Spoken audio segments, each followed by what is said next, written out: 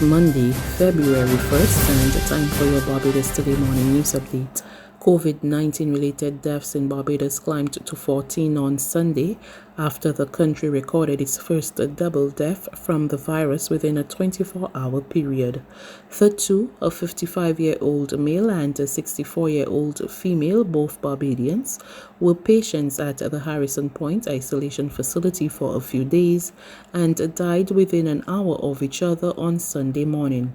Infectious diseases specialist and the consultant in charge of Harrison Point, Dr. Corey Ford, said both persons experienced shortness of breath for some days before seeking medical help at the Queen Elizabeth Hospital's Accident and Emergency Department, and he's urging residents not to self-diagnose or ignore signs such as fatigue, headaches, persistent sinus drips, flu-like symptoms, loss of taste or smell, and changes in breathing, either rapid breathing or shortness of breath.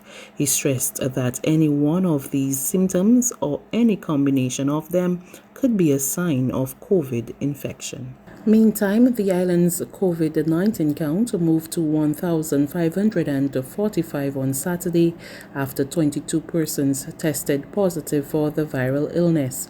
The new positive cases comprise 12 women and 10 men. 5 of the individuals are persons who were previously sent to the Harrison Point isolation facility for assessment. The other 17 cases are all Barbadians. The island now has 375 active cases. 19 more persons recovered and were discharged from isolation.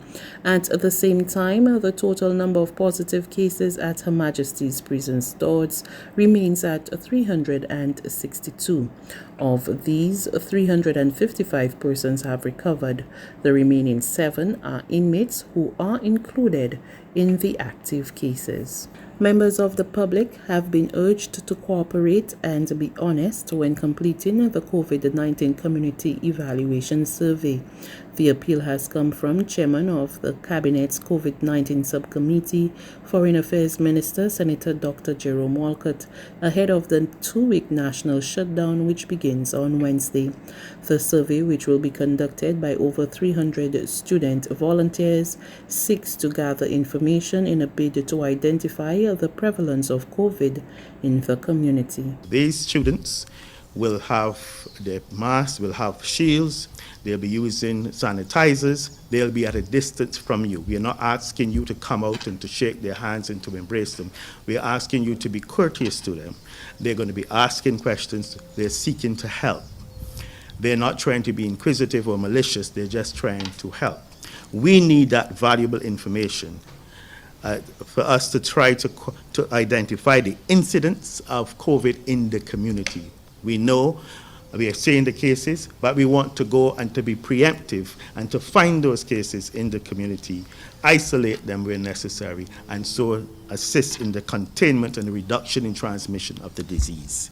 The Barbados Coast Guard and the Police Marine Unit resumed their search this morning for 2 men missing at sea, a 19-year-old from St. Peter and a 61-year-old British visitor.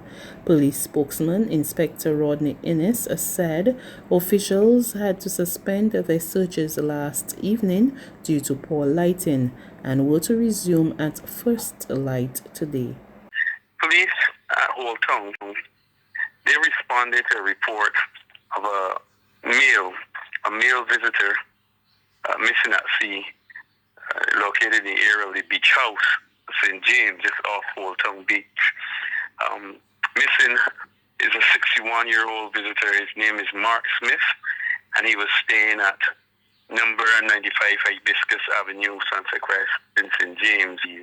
Eyewitnesses say they saw him being knocked over by a wave, and they had an extensive search for him. He did not resurface. Secondly, there's another man missing at sea, a young man, 19-year-old Jerome Mario Edwards. He's resident of Gaze, St. Peter. Now, he too reportedly went to the beach around 2 p.m. in the company of 3 other male friends, when he too experienced difficulties as he was exiting the beach.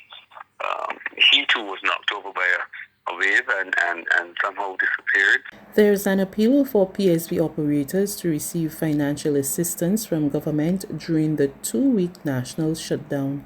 It's coming from Communications and Marketing Officer of the Alliance Owners of Public Transport, Mark HAYNES, who's urging the MYANMAR'S administration to consider giving operators a coping allowance like it did for workers in other sectors. HAYNES made the appeal at a press conference held over the weekend. I'm calling on the Barbados government to please consider these workers equally. I made the point that it is incumbent on the workers to move with alacrity to pay dues to the INNISS, pay dues to the Ministry of Agriculture, or to whomever, or to whichever ministry. Go pay as you get paid, you pay in money, pay in something. Do not be negligent and do not be irresponsible. Pay in something on a weekly basis.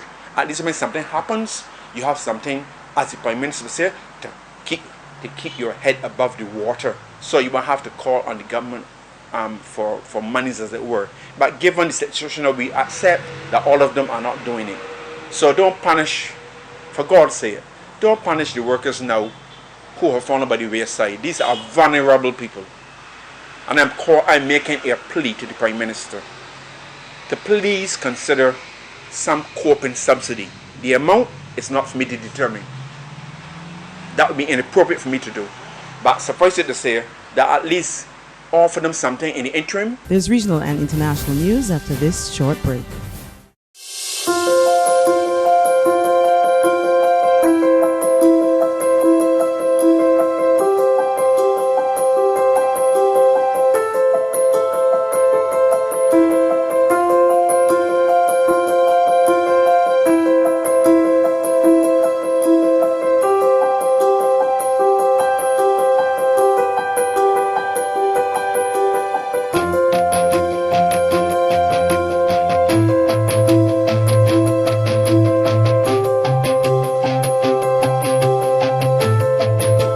Barbados Today, news you can trust.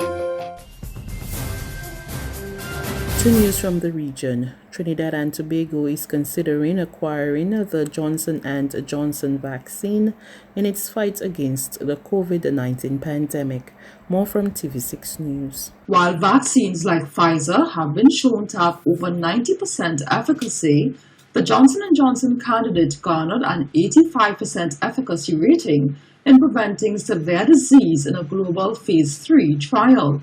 The Johnson & Johnson vaccine, which could be used in this country if approved by the World Health Organization, is formulated with just part of the COVID-19 virus as opposed to a weakened state of the living virus.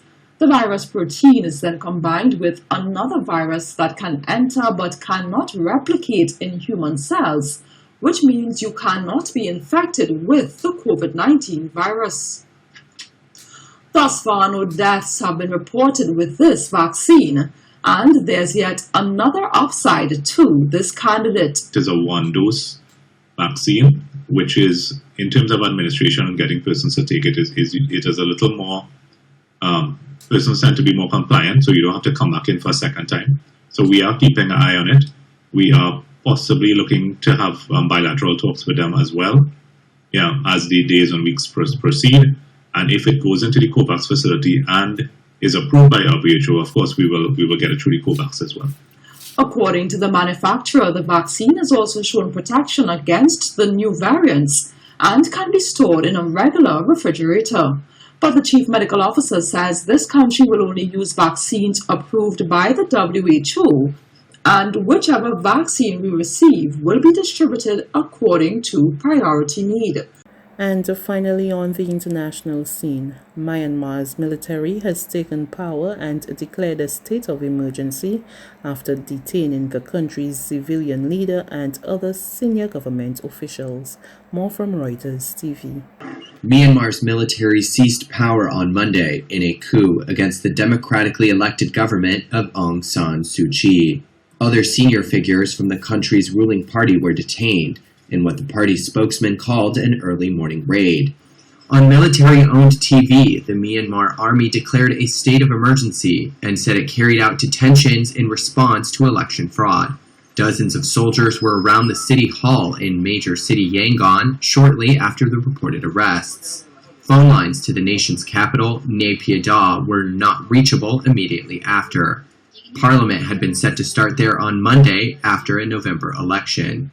State-run television MRTV showed no signal and said in a Facebook post it had stopped its broadcast due to technical issues. A ruling party lawmaker who requested anonymity for fear of retaliation said Han Tar Mint, a member of the party's Central Executive Committee, was among those detained. A military spokesman did not answer phone calls seeking comment. The arrests come after last November's election, which gave Suu Kyi's party, the National League for Democracy, a landslide victory. That's news. But for the very latest, visit us at www.barbadostoday.bb. You can also subscribe to our e-paper, email updates, or like us on Facebook, and sign up for our breaking news alerts via WhatsApp. We're also on Izumi Media in bus terminals, as well as screenplay at supermarkets and gas stations near you. And you can also hear us on Mix 96.9 FM and Capital Media HD 99.3 FM.